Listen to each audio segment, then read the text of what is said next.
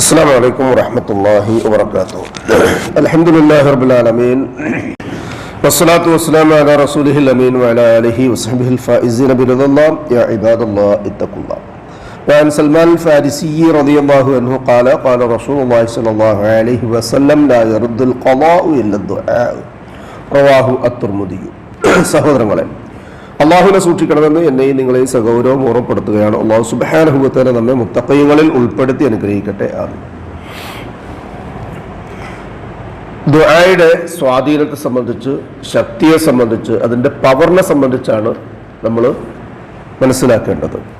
ദുആ എന്ന് പറഞ്ഞാൽ കേവലം എല്ലാവരും ദുആ ഇരക്കുന്നു.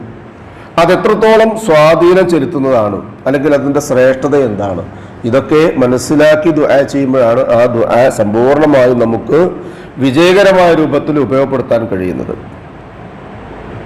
ഖളാ ലില്ലാഹി വ ഖദരിഹി, അള്ളാഹുവിൻ്റെ ഖളായിലും ഖദറിലും വിശ്വസിക്കുക എന്നുള്ളത് ഒരു വിശ്വാസിയുടെ ഈമാനിൽ പെട്ടതാണ്. ഖളാ എന്ന് പറഞ്ഞാൽ വിധി, ഖദർ എന്ന് പറഞ്ഞാൽ നിർണയം.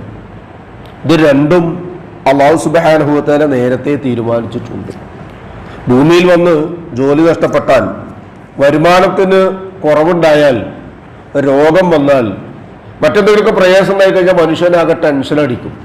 അള്ളാഹു സുബ്ഹാനഹു വ തആല പരിശുദ്ധ ഖുർആനിലെ 11-ാമത്തെ സൂറത്ത് ഹൂദിലെ 6-ാമത്തെ ആയത്തിൽ പഠിപ്പിക്കുകയാണ്, ഈ ഭൂലോകത്തേക്ക് ഒരു കടുകുമണിയെ അള്ളാഹു സൃഷ്ടിക്കാൻ ഉദ്ദേശിക്കുന്നുവെങ്കിൽ അതിന് വേണ്ടുന്ന വെള്ളവും വളവും, വേരോടാനുള്ള മണ്ണും, ആകാശത്തേക്ക് വരാനുള്ള തണ്ടും, വിടരാനുള്ള ഇലകളും പൂവും കായൊക്കെ അള്ളാഹു വളരെ കൃത്യമായി സംവിധാനിച്ചിട്ടുണ്ട്. ഒരു കോഴിയുടെ മുട്ട അടയിരിക്കുന്നുണ്ട് എങ്കിൽ ആ കുഞ്ഞിന് കൊടുക്കാനുള്ള അരി, അതിൻ്റെ ധാന്യത്തിൻ്റെ പൊടി എവിടെ ഇരിക്കണം എന്ന് അള്ളാഹു തീരുമാനിച്ചിട്ടുണ്ട്.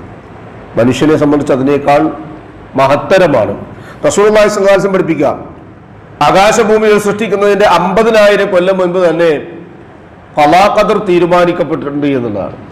ആ ഖളാ വിധി, മനുഷ്യന്റെ പ്രവർത്തികൾ അടക്കം എല്ലാം അള്ളാഹു നിർണയം ചെയ്തിട്ടുണ്ട്. അതിനാണ് ഖദർ എന്ന് പറയാം. അത് എപ്പോൾ, എവിടെ വെച്ച്, എങ്ങനെ, ഏത് രൂപത്തിൽ നടക്കണം, അതിനാണ് ഖളാ എന്ന് പറയാം. ഉദാഹരണമായി മരണം, അതൊരു നിർണയമാണ്. എപ്പോൾ നടക്കണം, അള്ളാഹുവിന്റെ തീരുമാനമാണ്. ഇങ്ങനെയുള്ള അള്ളാഹുവിന്റെ ആ ഖളാ അത് നീക്കി വേറൊരു രൂപത്തിലേക്ക് മാറ്റാൻ കഴിയുന്ന ഒന്നാണ് ദുആ. ഒരാൾ ദുആ ചെയ്താൽ അല്ലാഹു സുബ്ഹാനഹു വ തആല അയാളുടെ ഖളാ ശുഭകരമാകുന്ന രൂപത്തിലേക്ക് മാറ്റുകയും എന്തെങ്കിലുമൊക്കെ അശുഭങ്ങളായിട്ടുള്ളത് വരാൻ സാധ്യതയുണ്ട് എങ്കിൽ അത് തടയുകയും ചെയ്യും. റസൂലുള്ളാഹി സ്വല്ലല്ലാഹു അലൈഹി വസല്ലം പഠിപ്പിക്കുന്ന, ഇമാം തുർമുദി റഹ്മത്തുള്ളാഹി അലൈഹി രേഖപ്പെടുത്തിയ സൽമാൻ ഫാരിസി റളിയല്ലാഹു അൻഹുവിൽ നിവേദനം ചെയ്യുന്ന ഹദീസിൽ റസൂൽ പറയും, ലാ യറുദ്ദുൽ ഖളാ, ഖളാ തടയുകയില്ല, ഇല്ല ദുആ, ദുആ കൊണ്ടല്ലാതെ. അപ്പൊ ദുആയ്ക്ക് എത്ര പവറുണ്ട്, എത്ര ശക്തിയുണ്ട്, അത് തിരിച്ചറിഞ്ഞിട്ട് വേണം ഞാനും നിങ്ങളൊക്കെ ദുആ ചെയ്യാൻ. അതുകൊണ്ടാണ് റസൂലുള്ളാഹി പറഞ്ഞത്, ചില ദുആകൾ ഉണ്ടല്ലോ സൂക്ഷിച്ചു വേണം ചെയ്യാൻ.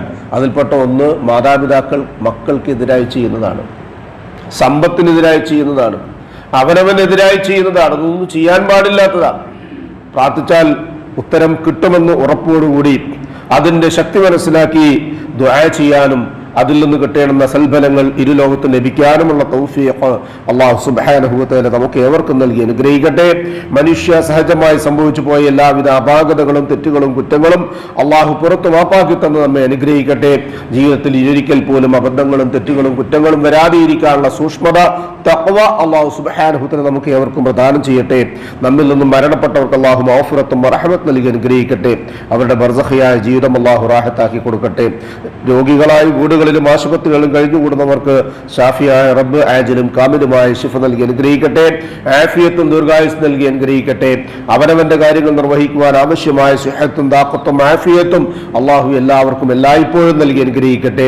ഉപജീവനത്തിൽ, റിസ്ഖിൽ, മഈശത്തിൽ അള്ളാഹു സുബ്ഹാനഹു വ തആല പ്രവിശാലമായ അവന്റെ ഖൈറും ബറക്കത്തും വർഷിച്ച് നമ്മയും നമ്മുടെ കുടുംബത്തെയും അനുഗ്രഹിക്കട്ടെ. ഈമാനും ഇഖ്ലാസും തഖ്വയും ഖുശൂഉമുള്ള മുത്തഖീകളായി ജീവിക്കുവാനും ജീവിതാന്ത്യം വരെ മുത്തഖീകളായി തുടരാനുമുള്ള തൗഫീഖ് അല്ലാഹു സുബ്ഹാനഹു വ തആല നമുക്ക് ഏവർക്കും നൽകി അനുഗ്രഹിക്കട്ടെ. മരണസമയത്തുണ്ടാകുന്ന വേദനയും വിഷമവും പ്രയാസവും വെപ്രാളവും മാറ്റിവെച്ച് അഫ്ദലു ദിക്ർ ലാ ഇലാഹ ഇല്ലല്ലാഹ് എന്ന കലിമ കാമിലായ ഈമാനോടുകൂടി മനസ്സറിഞ്ഞ് പറഞ്ഞ് പുഞ്ചിരിയോടുകൂടി കണ്ണടയ്ക്കാൻ കഴിയുന്ന മുത്തഖീങ്ങളിൽ അല്ലാഹു സുബ്ഹാനഹു വ തആല നമ്മയും നമ്മുടെ സന്താന പരമ്പരകളെയും ഉൾപ്പെടുത്തി അനുഗ്രഹിക്കട്ടെ. നമ്മോട് ദുആക്ക് വസിയത്ത് ചെയ്തവരുടെ നല്ല മുറാദുകൾ അല്ലാഹു ഹാസിലാക്കി കൊടുക്കട്ടെ. അവരുടെ പ്രയാസങ്ങളും ബുദ്ധിമുട്ടുകളും അല്ലാഹു എളുപ്പമാക്കി കൊടുക്കട്ടെ. ജന്നാത്തുൽ ഫിർദൗസിന്റെ ഉടമകളായ അമ്പിയാക്കളും മുർസലുകളും ഔലിയാക്കളും സലഫുസ് സാലിഹുകളും സിദ്ദീഖുകളും ശുഹദാക്കളുമുള്ള സ്വർഗ്ഗത്തിൽ പ്രവേശിക്കുവാൻ സാധുക്കളായ നമ്മുടെ മാതാപിതാക്കൾക്കും നമുക്കും കൂട്ടുകുടുംബങ്ങൾക്കും സന്താന പരമ്പരകൾക്കും അല്ലാഹു തൗഫീഖ് നൽകി അനുഗ്രഹിക്കട്ടെ. അല്ലാഹുമ്മ ഗ്ഫിർ ലിൽ മുഅ്മിനീന വൽ മുഅ്മിനാത്ത് വൽ മുസ്ലിമീന വൽ മുസ്ലിമാത്ത് അൽ അഹ്യാഇ മിൻഹും വൽ അംവാത്ത് ഇന്നക മുജീബുദ് ദഅവാതി യാ ഖാദിയൽ ഹാജാത്ത് റബ്ബനാ തഖബ്ബൽ മിന്നാ ഇന്നക അൻതസ് സമീഉൽ അലീം വതുബ് അലൈനാ ഇന്നക അൻതത് തവ്വാബുർ റഹീം വഗ്ഫിർ ലനാ യാ ഗാഫിറൽ മുദ്നിബീൻ റബ്ബനാ ഹബ് ലനാ മിൻ അസ്വാജിനാ وذرياتنا قرة أعين وجعلنا للمتقين إماما ربنا ظلمنا أنفسنا وإن لم تغفر لنا وترحمنا لنكونن من الخاسرين ربنا آتنا في الدنيا حسنة وفي الآخرة حسنة وقنا عذاب النار آمين آمين آمين برحمتك يا أرحم الراحمين سبحان ربك رب العزة عما يصفون وسلام على المرسلين والحمد لله رب العالمين سبحانك اللهم وبحمدك أشهد أن لا إله إلا أنت أستغفرك وأتوب إليك السلام عليكم ورحمة الله وبركاته.